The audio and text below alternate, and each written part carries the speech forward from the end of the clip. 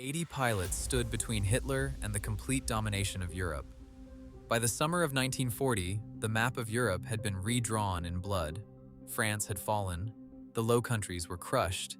Dunkirk had seen over 300,000 Allied soldiers miraculously evacuated from the beaches. But make no mistake, it was a retreat, not a victory. The British Expeditionary Force had left behind nearly all of its heavy equipment, its tanks, its artillery, its ammunition. Britain was, for all practical purposes, stripped bare. Standing across the English Channel, Adolf Hitler looked at the last major power in Western Europe, still refusing to bend the knee. He expected Britain to negotiate.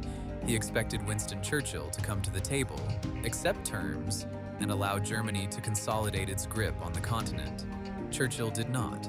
In one of the most defining moments of the 20th century, Churchill told his cabinet, and through them, the world, that Britain would fight on. No deals, no surrender, no compromise. Hitler, now realizing that diplomacy had failed, turned to his military commanders and ordered the planning of Operation Sea Lion, the amphibious invasion of Britain. But there was one enormous problem standing in the way of that invasion. Before any German soldier could set foot on British soil, the Luftwaffe, Germany's air force, would need to destroy the Royal Air Force completely. Without air superiority over the English Channel and southern England, German transport ships and barges would be sitting targets. The skies had to be won first. And so began the Battle of Britain, the first major military campaign in history fought entirely in the air. On paper, the numbers were staggering and deeply unfavorable for Britain. The Luftwaffe entered the battle with roughly 2,600 aircraft, including bombers, dive bombers, and fighters. The Royal Air Force's Fighter Command, led by Air Chief Marshal Hugh Dowding, could muster around 600 to 700 operational fighters at the start of the campaign. Germany had the momentum of a war machine that had steamrolled across an entire continent in a matter of months. Their pilots were battle-hardened, their tactics refined, their confidence sky-high. Britain had something else entirely.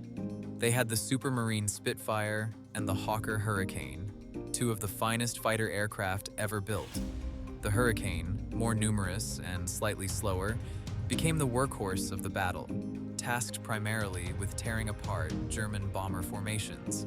The Spitfire, faster and more agile, was sent to engage the German fighter escorts, particularly the Messerschmitt 109. But aircraft alone do not win battles. Britain had a secret weapon that the Germans had fatally underestimated: radar. The chain-home radar network stretched along the southern and eastern coasts of England, giving Fighter Command early warning of incoming German formations. This meant Royal Air Force pilots were not scrambling blindly. They knew where the enemy was coming from, at what altitude, and in what numbers. Combined with the Observer Corps on the ground and a sophisticated operations room network, Dowding had built something revolutionary: an integrated air defense system. For the first time in warfare, defenders could respond with precision rather than panic. The battle began in earnest in July 1940, with the Luftwaffe targeting British shipping convoys in the English Channel. This phase, sometimes called Kanalkampf, meaning channel battle, was a probing exercise, testing Royal Air Force responses, wearing down pilots, and disrupting British supply lines. Then in August, Luftwaffe commander Hermann Göring escalated dramatically.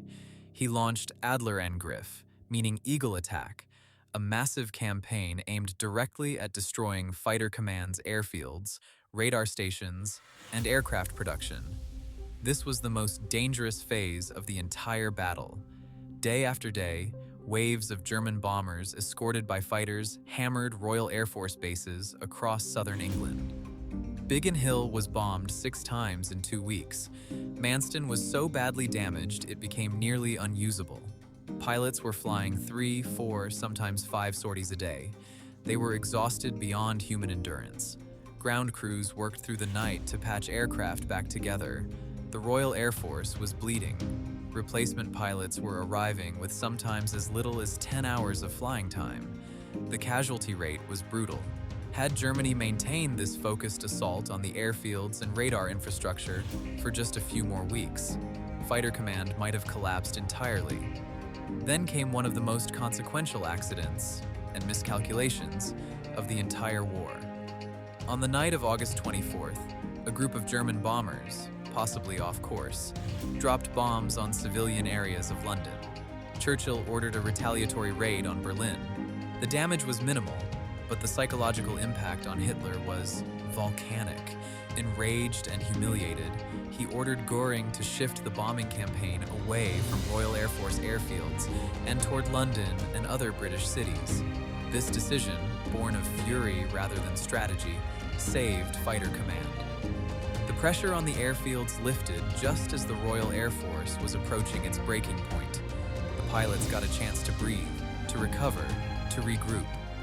What followed was the Blitz, a sustained bombing campaign against London and other British cities that lasted from September 1940 through May 1941.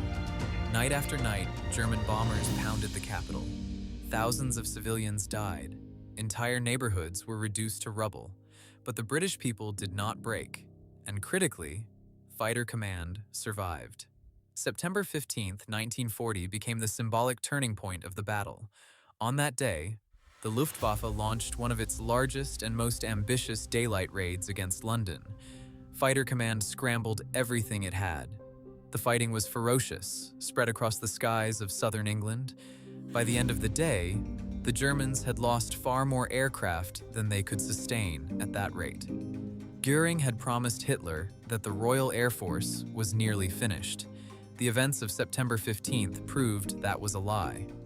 2 days later, Hitler indefinitely postponed Operation Sea Lion.